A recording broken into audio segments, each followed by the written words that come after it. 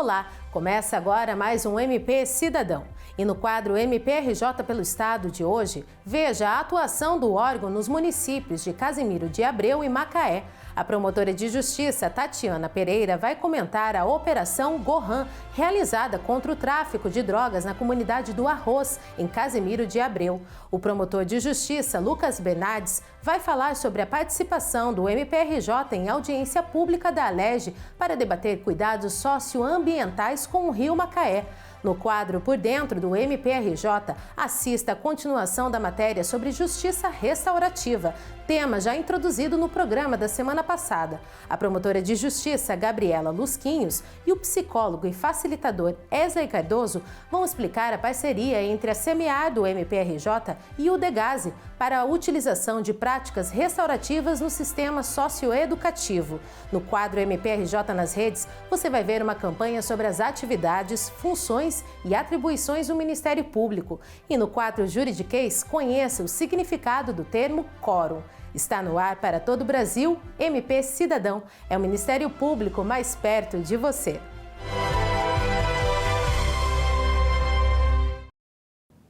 O Ministério Público tem como missão constitucional a defesa da ordem jurídica, do regime democrático e dos interesses sociais e individuais indisponíveis.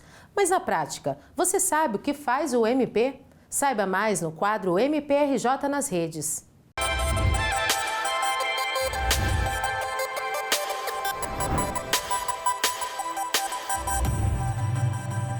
Nas redes sociais, o MPRJ segue a campanha conjunta com o seu Laboratório de Inovação, o Inova, divulgando em suas redes sociais a série de postagens informativas sobre as funções, atribuições e atividades do Ministério Público como guardião dos direitos do cidadão. Os novos posts explicam, por exemplo, como ocorrem os processos judiciais e o que são inquéritos civis. Acompanhe. No quadro MPRJ pelo Estado, você acompanha o trabalho de membros do órgão em todo o território fluminense. Assista agora à atuação dos membros do Ministério Público do Estado do Rio de Janeiro nos municípios de Casimiro de Abreu e Macaé.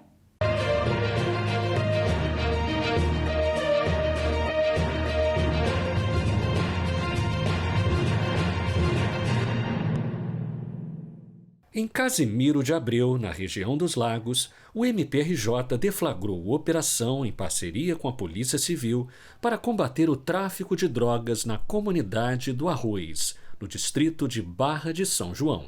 Acompanhe. A operação Gohan foi deflagrada a partir de uma grande apreensão de drogas feita pela Polícia Militar no ano de 2019. E essa grande apreensão foi feita na região da comunidade do Arroz, situada em Barra de São João, Casimiro de Abreu, que é um local já conhecido ali das áreas que atuam na segurança pública, como o tráfico de drogas, dominada pelo tráfico de drogas, pela uma das organizações criminosas que atuam no nosso estado, o Terceiro Comando Puro. A partir daí, foram tomadas algumas medidas de tentativa de identificação dos responsáveis, dos proprietários desse material entorpecente.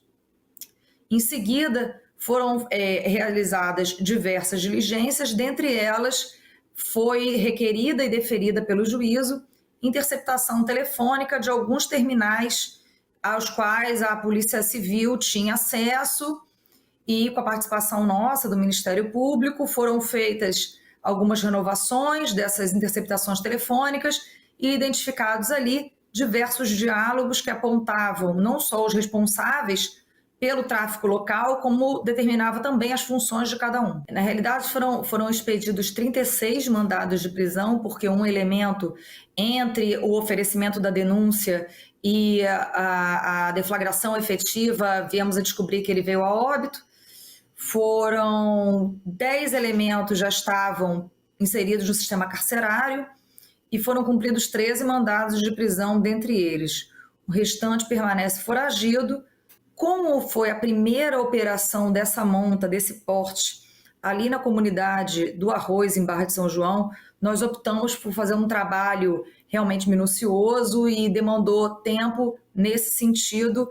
em razão da quantidade de réus, da quantidade de fatos e do que foi sendo apurado, tendo em vista que, além da associação criminosa, identificação de funções que iam aparecendo a cada período de investigações e a cada diligência que ia sendo feita ao longo desse tempo, também foram identificados alguns crimes periféricos, como homicídios praticados por esse grupo criminoso, como delitos de corrupção ativa envolvendo oferecimento de vantagem a policiais militares que patrulhavam o local. Com relação à conduta praticada pelos policiais militares de deixar de praticar o seu ato profissional, no exercício de suas funções em razão do recebimento desse dinheiro, esse fato não é da atribuição da promotoria de Casimiro de Abreu, da Justiça Comum, vamos dizer assim. Ele é de atribuição da Justiça Militar, da Auditoria Militar, então foram encaminhadas peças para a Promotoria de Justiça junto à Auditoria Militar com atribuição para a investigação penal, para ali identificar quem são esses policiais. As investigações continuam, outros braços dessa facção criminosa estão sendo investigados e em toda a região estamos fazendo a todo momento investigações e diligências visando coibir o tráfico de drogas, inclusive nas rodovias federais que cortam o nosso município, que tanto prejudicam, causam violência, causam homicídios e atrapalham a vida do cidadão comum, o cidadão que apenas quer desfrutar de sua vida numa cidade pacata do interior. Em Macaé, no norte do estado, o MPRJ participou de audiência pública promovida pela Comissão de Defesa do Meio Ambiente da Alerj para debater questões socioambientais relacionadas ao rio Macaé.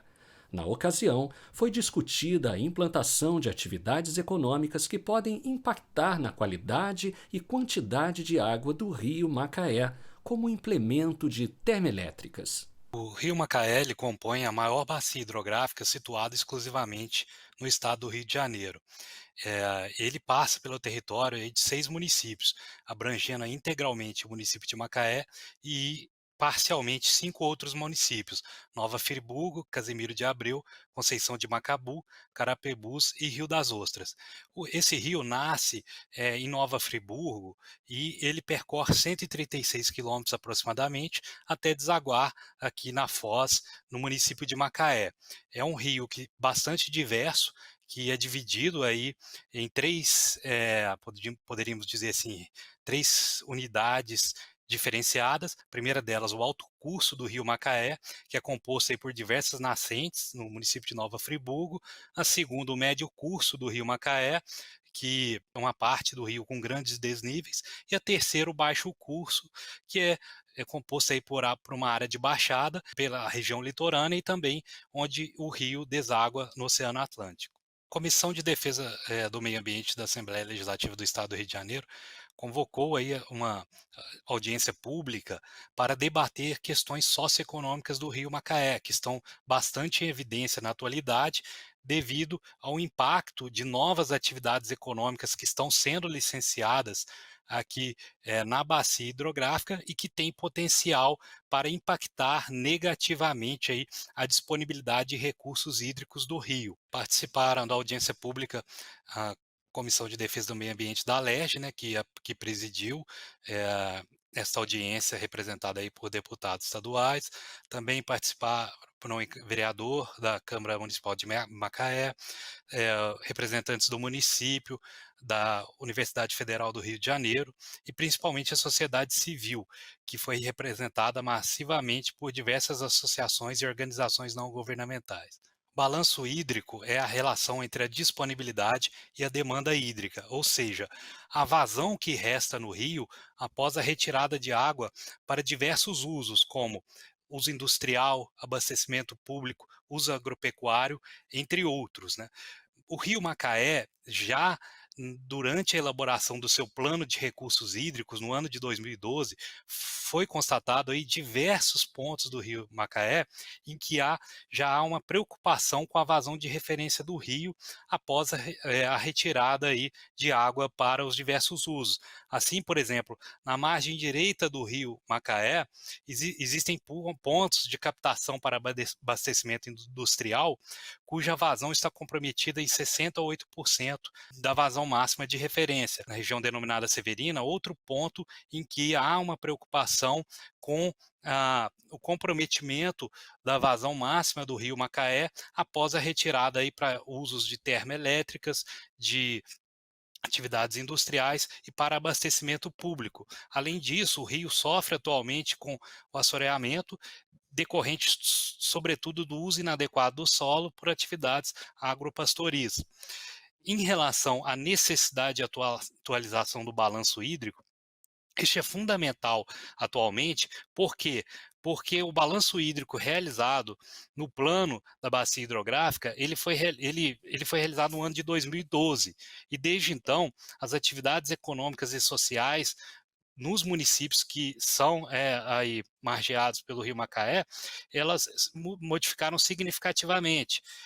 Houve um ápice e posteriormente um declínio da cadeia de óleo e gás, sobretudo o município de Macaé, e atualmente a retomada aí, inclusive com o município buscando outras formas de energia, ou algumas não sustentáveis, e também porque no plano de recursos hídricos, lá em 2012, já é sinalizado em alguns pontos de captação que deveria haver restrição de novas outorgas de direito de uso de recursos hídricos para garantir a vazão do rio de Macaé. Hoje, boa parte da água do rio Macaé ela é utilizada para fins industriais.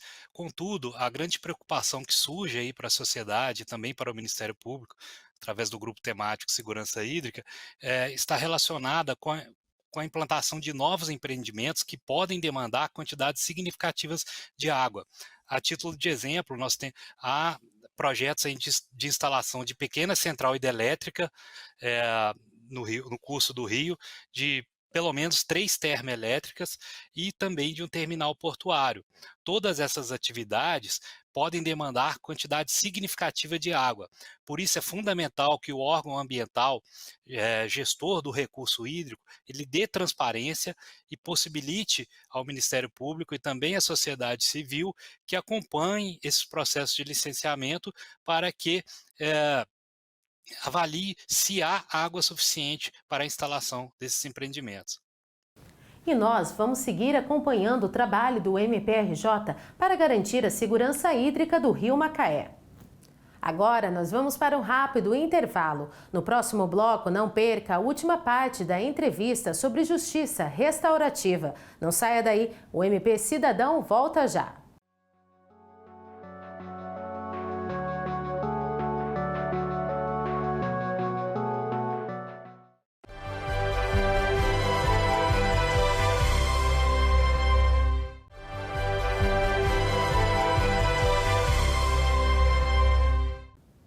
No programa da semana passada, nós exibimos a primeira parte de uma matéria sobre o conceito de justiça restaurativa e sua aplicação no âmbito do MPRJ. Agora, confira a continuação dessa conversa e veja como a instituição utiliza as técnicas de práticas restaurativas na área da socioeducação.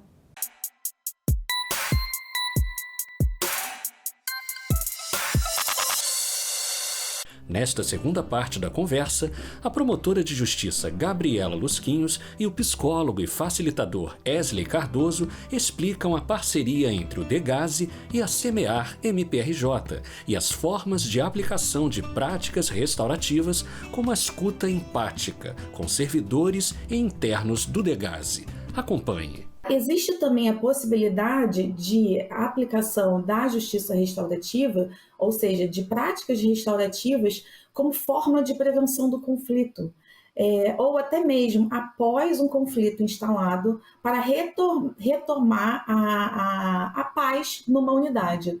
E sobre esse ponto específico, eu posso trazer aqui como exemplo a atuação da Semear na unidade feminina PAC-GC, por meio de uma cooperação com a Força Tarefa DEGASE, que também foi instalada com o objetivo de minimizar ou de enfrentar a questão da violência institucional. E o Ministério Público, ele, como um braço que mostra a justiça restaurativa como um caminho efetivo, ele também acaba se colocando como um pacificador social. A partir dessa oitiva inicial, que é de suma importância, é um direito dele, é um direito do adolescente, é possível que a gente já aplique medidas protetivas a esse adolescente.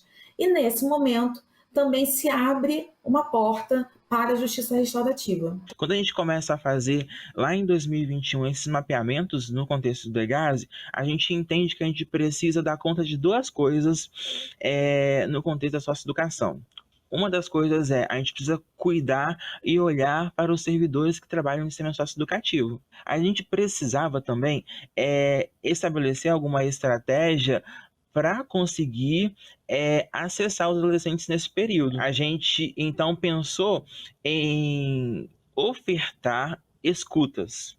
E aí, essas escutas que a gente ofertou naquele momento eram escutas que eram, a gente chama de escuta empática. O que é uma escuta empática, né?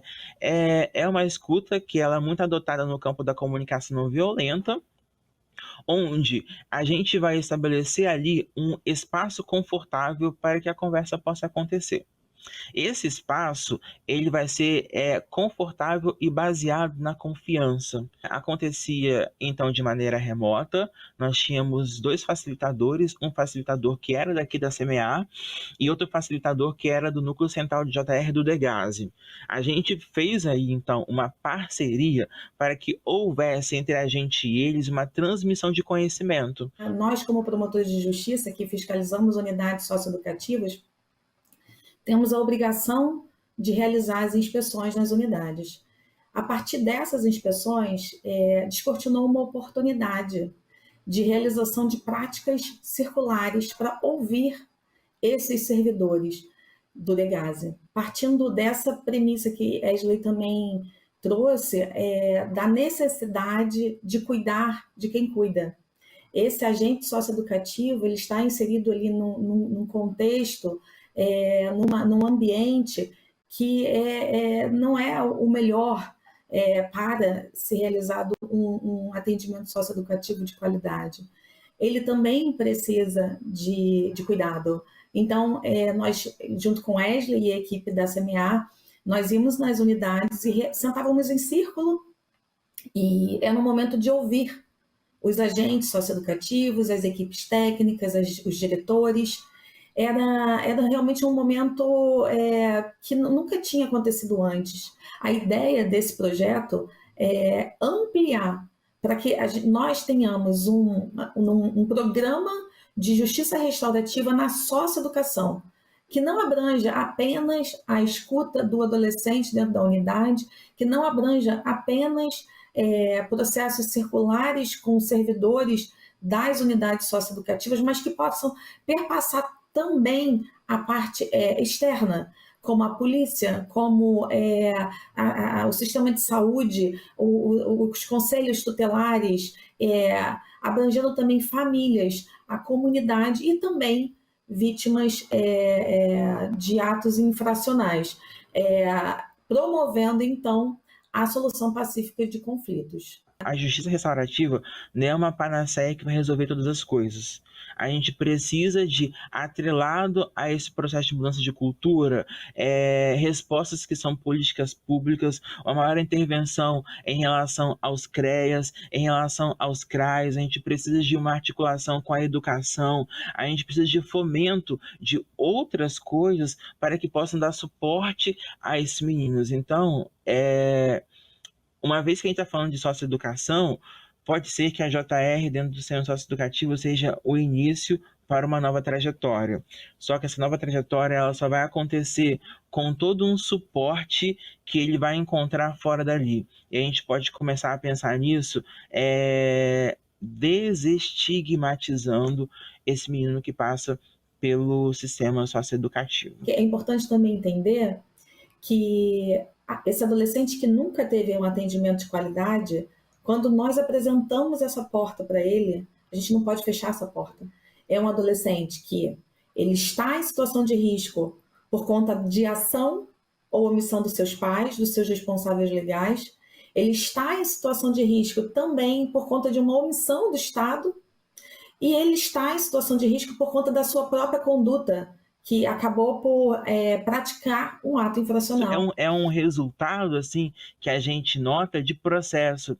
E é muito comum, né? Eu lembro de um menino que eu atendi aqui antes da pandemia, e ele passou por todo o processo restaurativo, e no final, né, ele virou para mim, no último encontro, ele virou e falou assim: nossa, encontrar você aqui foi um presente.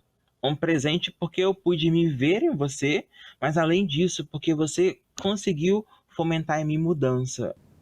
Para assistir a primeira parte dessa matéria, acesse o canal do MPRJ no YouTube. Aproveite para se inscrever e ativar as notificações. Bom, provavelmente você já deve ter escutado que uma votação foi adiada por falta de quórum.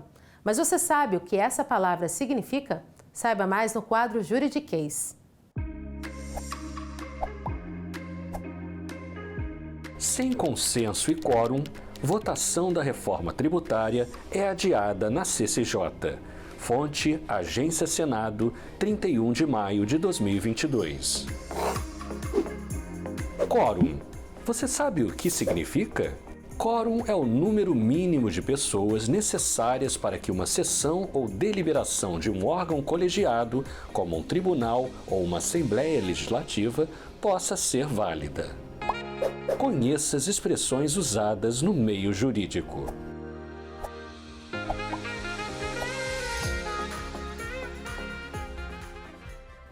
E o MP Cidadão de hoje fica por aqui. Não deixe de acessar o canal do MPRJ no YouTube e de nos seguir nas redes sociais que estão aparecendo aqui embaixo. O MP Cidadão está disponível em podcast. Escute nas plataformas Deezer, Spotify e iTunes. Nos vemos na semana que vem. Um forte abraço e até mais!